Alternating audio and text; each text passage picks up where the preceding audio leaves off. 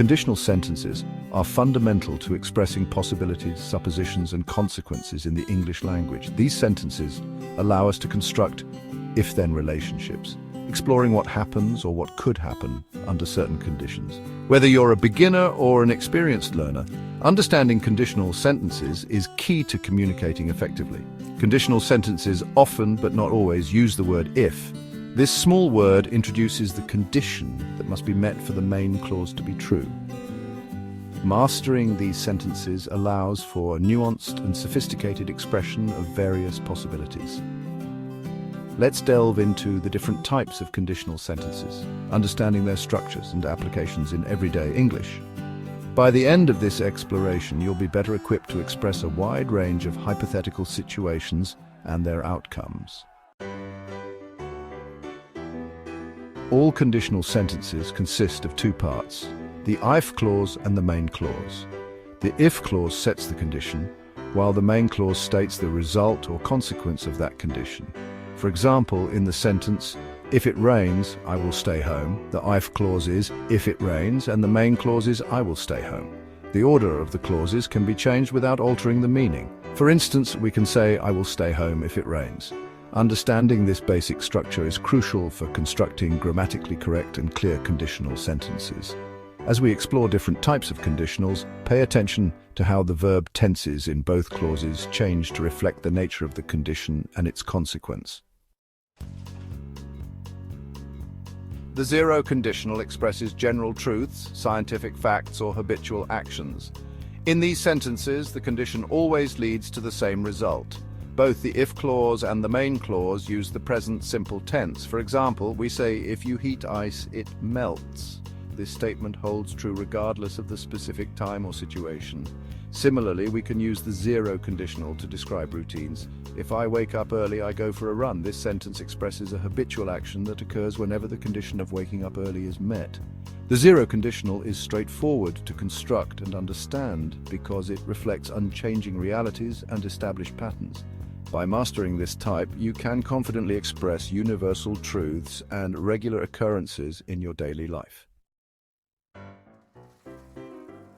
The first conditional deals with real and possible situations in the present or future. It indicates that if a specific condition is met, a particular outcome is likely to happen. The if clause uses the present simple tense, while the main clause uses the future simple tense, will plus base verb. For instance, we might say, if it rains tomorrow, I will take an umbrella. This sentence suggests that raining tomorrow is a real possibility, and if it happens, the speaker will take an umbrella. First conditional sentences are useful for discussing plans, predictions, warnings, and offers. They allow us to express a range of possibilities based on present circumstances and potential future events. Do Section 5. Second conditional imaginary situations, present or future. The second conditional explores hypothetical or unlikely situations in the present or future. It allows us to imagine alternative realities and their consequences. The if clause uses the past simple tense, while the main clause uses would plus the base verb. For example, we might say, if I won the lottery, I would travel the world. This sentence presents an imaginary situation, as the speaker hasn't won the lottery yet. The second conditional is helpful for expressing dreams, wishes, regrets, and giving advice.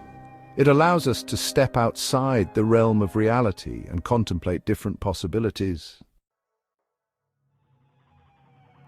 Section 6. Third conditional, reflecting on the past.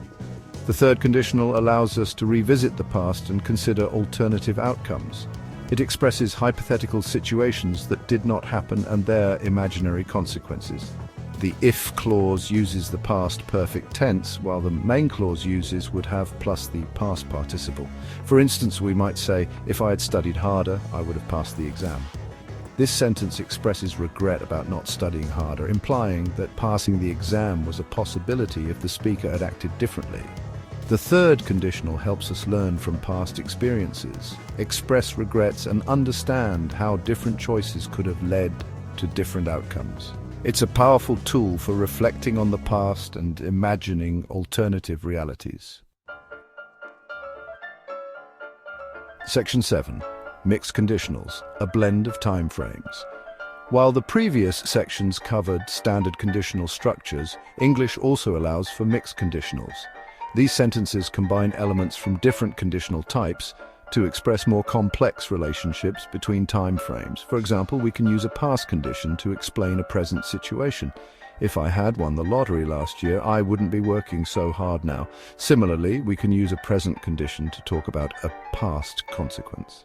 If I were more patient, I wouldn't have argued with my friend yesterday. Mixed conditionals offer greater flexibility and nuance in expressing hypothetical situations that span different time periods. As you become more comfortable with basic conditionals, try experimenting with these mixed structures to further enhance your command of English grammar. Section 8. Tips for mastering conditional sentences. Mastering conditional sentences takes practice and attention to verb tenses. Here are some helpful tips. First, identify the type of condition. Determine whether the situation is real, hypothetical, or past-related. Second, choose the correct verb tenses. Pay close attention to the tenses used in both the if clause and the main clause. Third, practice regularly. The more you use conditional sentences, the more natural they will become. And fourth, don't be afraid to make mistakes. Learning a language involves making errors. Embrace them as opportunities to learn and improve. Remember, fluency comes with time and consistent effort. By actively using conditional sentences in your speaking and writing, you'll gradually gain confidence and mastery over this essential aspect of English grammar. Section 9. Conclusion: the power of if. Conditional sentences, with their if-then structure, are powerful tools for expressing a wide array of possibilities, suppositions, and consequences. From stating general truths to exploring unreal past events, these sentences add depth and nuance to our communication.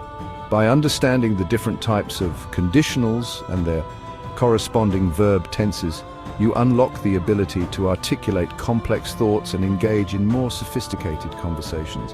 As you continue your English language journey, embrace the versatility of conditional sentences and watch your communication skills flourish.